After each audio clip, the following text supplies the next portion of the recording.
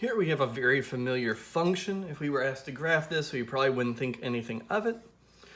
Draw ourselves an x-axis and a y-axis, and we know we're going to graph a parabola that's been shifted down 4 units. In fact, we can tell where the x-intercepts are just by looking, and we just get kind of the most boring parabola we've ever seen, y equals x squared, but shifted down 4 units. But we're not very interested in plane equations like this, right? So let's just reimagine this equation. I could rewrite this as x squared minus y minus 4. And now, when I look at the right-hand side, I could actually imagine that as some function on 2 variables. Right? Now, if I was to think about the graph of this, f of xy equals x squared minus y minus 4, I'd get a surface. But then I realized what this is this is a level curve. It's the level curve where z equals 0. And the big epiphany is every graph I ever drew in the plane could be reimagined as the level curve of a surface, right? Something going on in 2 input variables rather than an x in and a y out. Every function we ever graphed is really a level curve. So now, what would happen if I thought about, I don't know, this equation?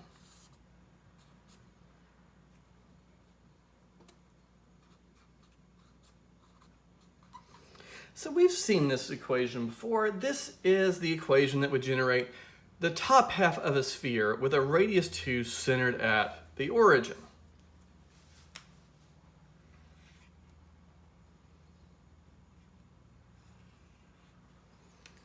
So we'll just pretend that's a little hemisphere and the origin's right in the middle. And this must be the point at 0, 0, 2. And this point here would be at 2, 0, 0. Just thinking about where the axes would hit this sphere.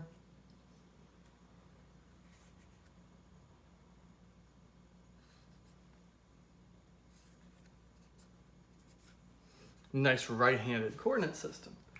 Well, I could use the same kind of thinking here, right? Where if I took z away from both sides, this equation would look like this.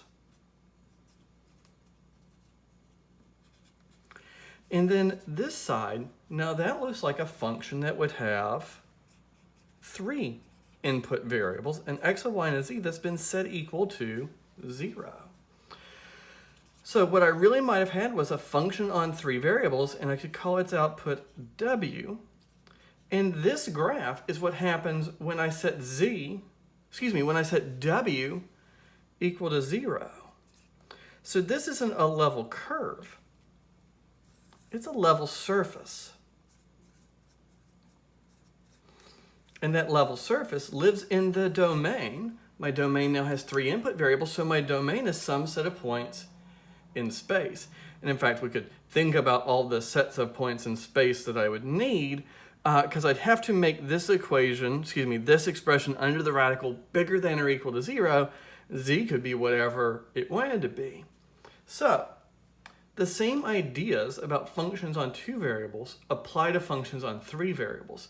And now, every surface I ever draw is really a level surface of a function on 3 variables.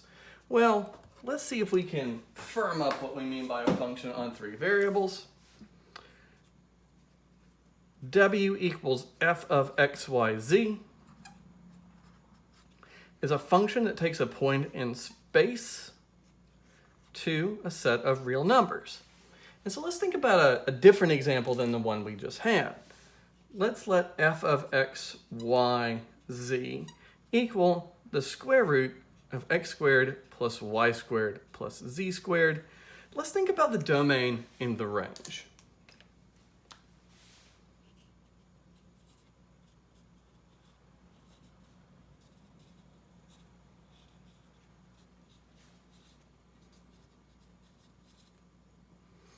Well, the domain.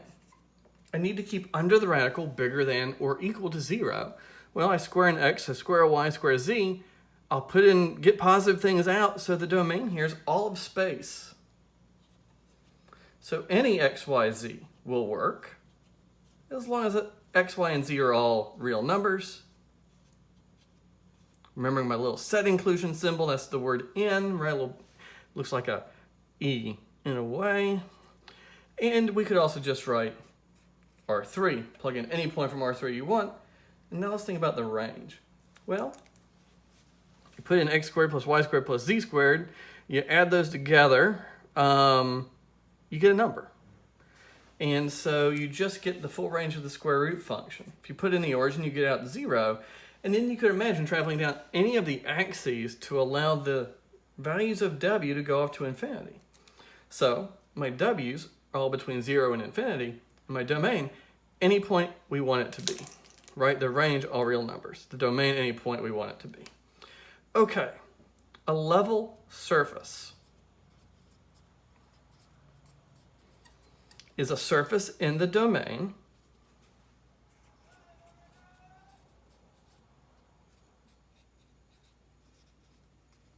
on which the function takes on a constant value.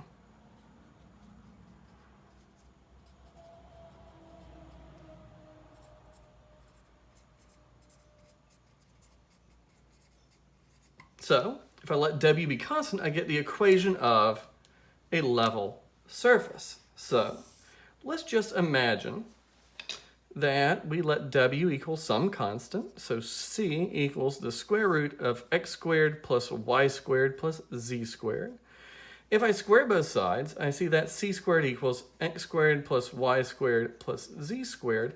And that tells me that my level surfaces are spheres in space.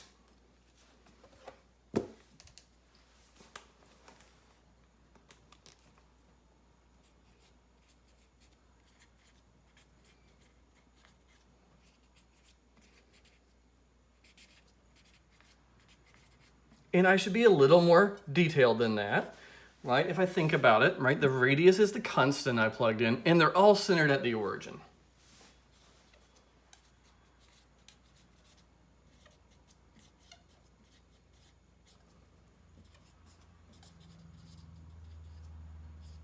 So, in space, I could think about my level surfaces as being concentric spheres. And actually, these are the typical level surfaces right at the origin. You plug in 0 and you'd get, well, the origin. So the first one, z equals 0, and then just a bunch of concentric spheres. You plug in a point from one of these spheres and you get out its radius in this function on 3 variables. Whole point of the video, 3 variables for the inputs. And so now I'm drawing some bad spheres, thinking about those as my level surfaces. Okay, well, this is usually where we start talking about graphs, right? Here's a graph of a bunch of level surfaces. I'm kind of thinking about those like a topographical map, but now my domain is space, so this is talking about output variables into a 4th dimension. Right, we're plugging in a point in space and getting out this 4th dimensional value. So if I was to graph this, right, the graph of this function would be an ordered quadruple. I'd have x, y, z, and then a w. I would need 4 dimensions to graph this. And that's hard to think about. So instead, I want to think about an example. Let's pretend that I had a function that gave me the temperature for every spot in the room that you're in right now.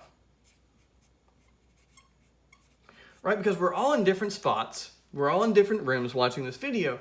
But in every room we're in, there are different temperatures at different spots, right? If you're closer to the door that's over that way in my kitchen, right, it's hotter over there, right, because the sun's coming in. If you're further this way towards the dining room where all the lights are out and the blinds are shut, it's cooler, right? So you could imagine a function that takes a point in this room or in your room and assigns it a temperature. Okay, now we could imagine drawing the room, and at every point in space, color coding the points with a temperature scale, right? Cold temperatures are on a blue end, and warmer temperatures are on a red end. And in that way, we could imagine a graph in 4 dimensions. And what we're really doing, right, if you see a whole bunch of points that are blue, maybe even a blue sphere in the room, it would mean all of those points are going to the same temperature, and that's a level surface. And so an example you could actually imagine is putting a heat source, imagining a heat source at one point, and then you'd have concentric spheres of temperature that near the heat source would be very hot, and as you go further away, would have less heat. And in that way, we can imagine a function on more than 2 variables. Though it is a cool exercise to try to think about how to think about the graph of a 4-dimensional object. Okay, so that's your introduction to level surfaces and functions on 3 variables. We don't need to stop there. We can think about functions on 4, 5, 6, 7 variables. One thing you should do now, for functions on 2 variables, we talked about words. We talked about the words interior point and boundary point, interior and boundary. You should go through and write down definitions that apply to space. The definitions we have from previous videos were about plane sets, right? Sets in the plane, and now our domains are sets in space. So you need to go through and write those definitions down and see how they translate. You should also define open and closed for these sets, and bounded and unbounded, and just see which words change between 2D and 3D.